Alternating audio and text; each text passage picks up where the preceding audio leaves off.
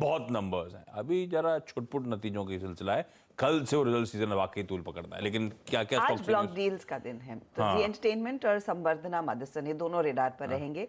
जी entertainment में ओएफआई global fund दरअसल आज करीब 396 करोड़ तक का स्टेक बेच सकता है। ये डील 250 से 260 रुपए प्रति शेयर की जा रही है, तो 5.51% हिस्सा।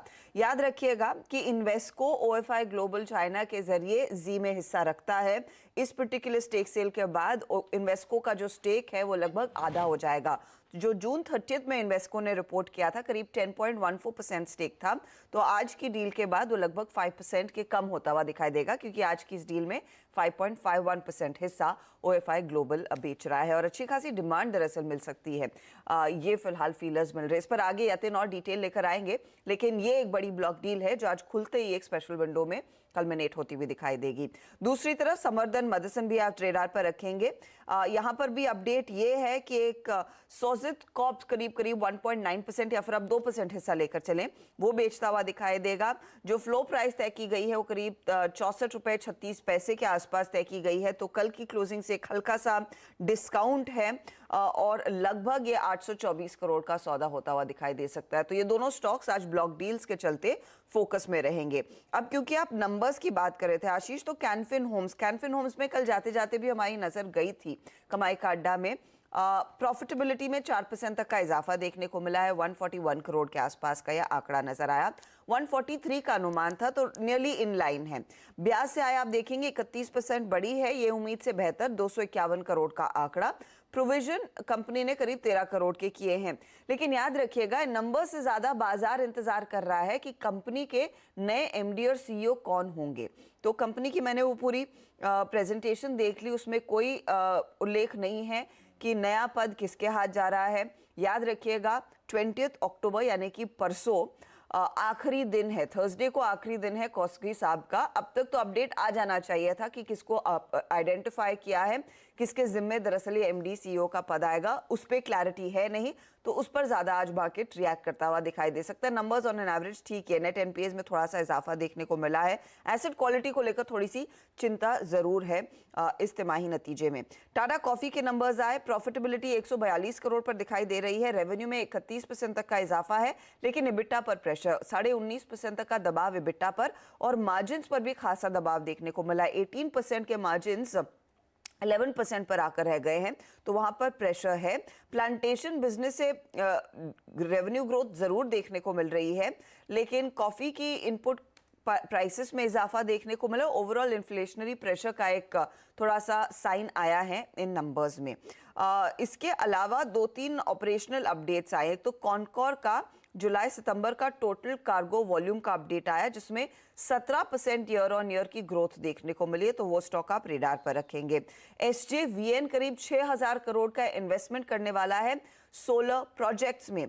तो दरअसल एसजेवीएन इनकी जो ग्रीन एनर्जी का आर्म है, इन्होंने 1000 मेगावाट के फ्लोटिंग सोलर प्रोजेक्ट्स दरअसल असम में लगाने की बात होगी। इसी तरह के फ्लोटिंग प्रोजेक्ट्स आपको याद होगा केरला के बैकवाटर्स में भी लगाए गए। I am not sure SJVN कर रहा है या फिर कोई और, लेकिन वो एक बहुत इंटरेस्टिंग पहल है और उसी को आगे ज्यादातर कंपनियां बढ़ा रही हैं। 6000 करोड़ का इन्वेस्टमेंट कंपनी करती हुई दिखाई देगी। एस्टर डीएम की तरफ से एक अपडेट है, दरअसल इन्होंने एक जॉइंट वेंचर में एंट्री ली है सऊदी अरेबिया में, मैनेज और ऑपरेट करने वाले हैं फार्मेसी चेन्स इस पर्टिकुलर जेवी के जरिए। तो एस्टैब्लिश करेंगे, मैनेज करेंगे और ऑपरेट करेंगे।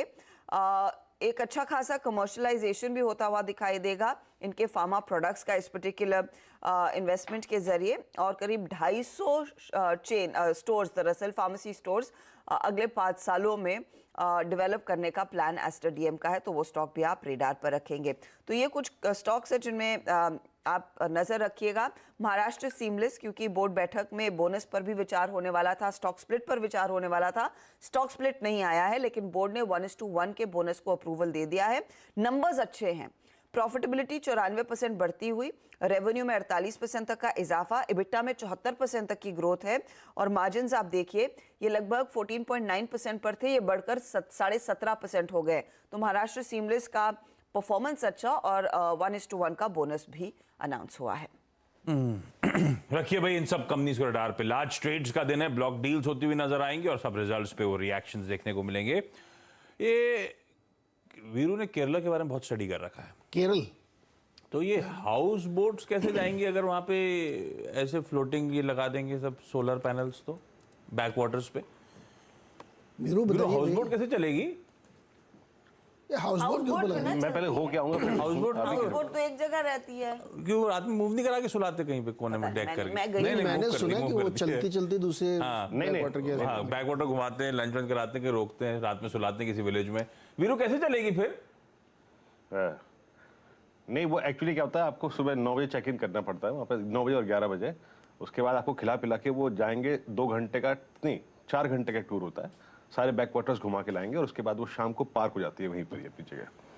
तो चलेगी, मस्त चलेगी, कोई दिक्कत की बात नहीं। 2 घंटे नहीं, वीरू चार समझ कहीं में और आया। खोए हुए वीरू हैं। ये कहीं एक और बात खोए। बताइए, ये हाउस बोट पे इतनी स्टडी टाइमिंग के साथ क्यों चल रही है? वीरू घूम के है एक ट्रिप अभी नवंबर में। हाउस बोट के ऊपर ही लगा देंगे ना, नहीं, अभी तो फ्लोटिंग वाला तो पानी में होगा ना, तो फिर हाउस बोट के ऊपर केरला का तो चाम है उसके बैक वाटर्स। ऐसे उससे घूम के जाना पड़ेगा, हाँ, है ना? कट लेंगे साइड से। अच्छा, ब्रेक ले, ये तो ब्रेक लेना है मुझे। ब्रेक के उस पार आज का वो इवेंट्स कैलेंडर हाईलाइट करूंगा।